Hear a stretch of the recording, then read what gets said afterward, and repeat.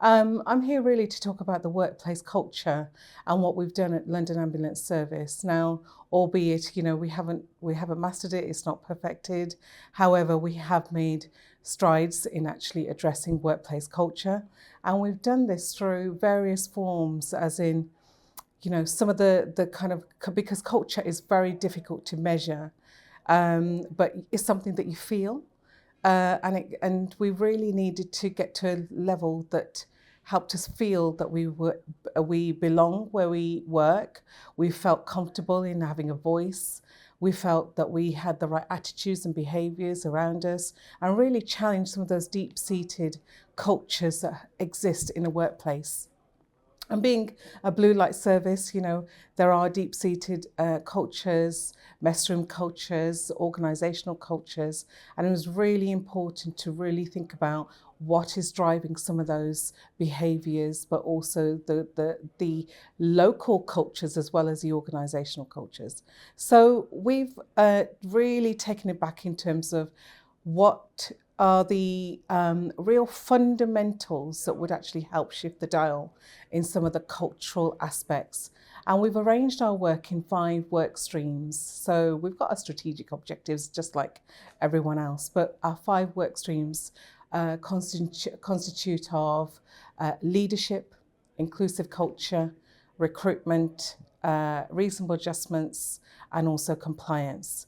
Because we feel that in order to tackle culture, you absolutely need accountability, you need that governance structures, you need compliance, you also need process to drive improvement. And we've done that through varying, I can give you some examples of what we've done under each one. So under leadership, we've had nearly 200 of our top leaders set their equality, diversity and inclusion commitments for the year. And what that has meant is that we've actually published those on the intranet.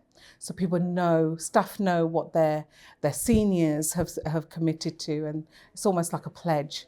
And some of those, there's some great examples of how, there's associate directors that are taking the lead on things like developing their own kind of anti-racist approach, and developing that locally, working with their local managers to have those conversations at a local level. So really driving improvement, but in a softer way. So it's not mandated, it's not, it's almost like that kind of organic development. We've had senior leaders develop a sexual safety program of work called Clumsy, Creepy and Criminal. And again, that just the title of that really hooks you, and it's really enabled those rich conversations without the kind of labeling or the fear factor of getting it wrong.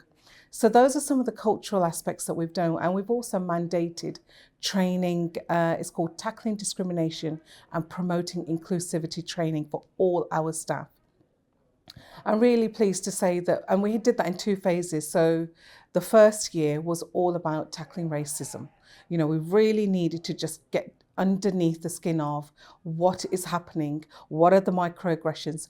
Are people aware of microaggressions? Are people aware of how to become an active bystander, or having an understanding of different cultures and the diversity within LAS. And that was really, really important for us to start that conversation. As you can imagine, there was loads of challenges with that.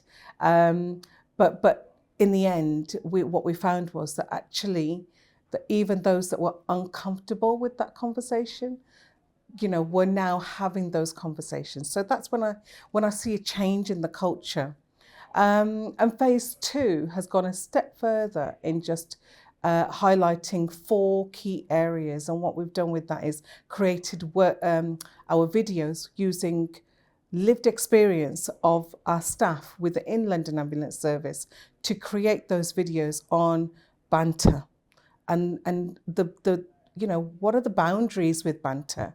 How do we actually get to a position of, how far does banter go without it implicating that is actually racist or sexist or homophobic? How do we actually move away from that? And how do we actually call it out? So it was really important to move from the awareness stage to calling it out.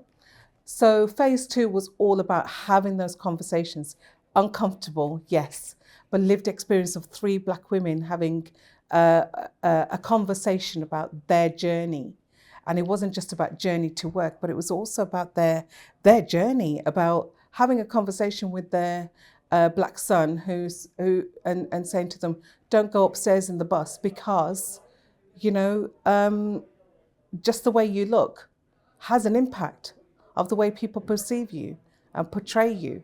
So it's those kind of issues that we've really brought to the table, and also reasonable adjustments, how to address those reasonable adjustments without it being a bit of a, oh, well, it's okay, don't worry about that. You just get on with working in this environment. And it's about removing those barriers for us. And some of the processes that we've developed, which brings me on to the kind of reasonable adjustments process, especially because we've seen that it can have an adverse impact on staff well-being, burnout, morale. It can have an adverse impact on reputation, organisational reputation. And we've developed a policy and guidance, but also a centralised hub with a centralised budget, which I manage. And with that comes the kind of yes, all the reasonable adjustment requests are coming in, but now we've just delivered training to 600 line managers with a line management responsibility to actually address those reasonable adjustments, but also how to identify between a workplace and a reasonable adjustment. So we're actually moving away from the kind of tick box exercise. It's becoming part and parcel of the DNA of the organisation.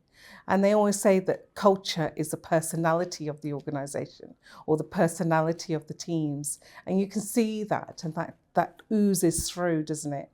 And then the work stream is all about our compliance. And we have become 100% compliant with national legislation and national equality standards. And we have a lot of standards within the NHS, as in workforce race equality standard, workforce disability equality standard, and they come with indicators. And one of the indicators that we've managed to kind of shift has been indicator 2 of the workforce race equality standard, which is all about, the success rate of white staff compared to BME staff. And white staff were 2 times more likely to be successful than their BME counterparts. And we've shifted that dial through positive action interventions like independent panel members from all backgrounds, not just from BME backgrounds, adding scrutiny and declaration for those independent panel members, where they have to write to us and tell us that they challenge bias and also that they agree with the appointment. So it really adds that it changes the dynamics within an interview room.